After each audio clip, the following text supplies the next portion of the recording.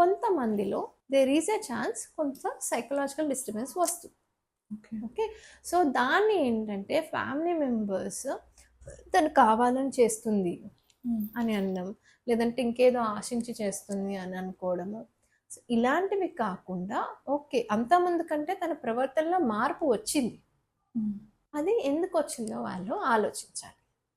So ఏం మార్పులు వచ్చింది అని వాళ్ళు గమనించాలి. ఓకే, సో పోస్ట్ పార్టమ్ అంటే డెలివరీ అయిన తర్వాత.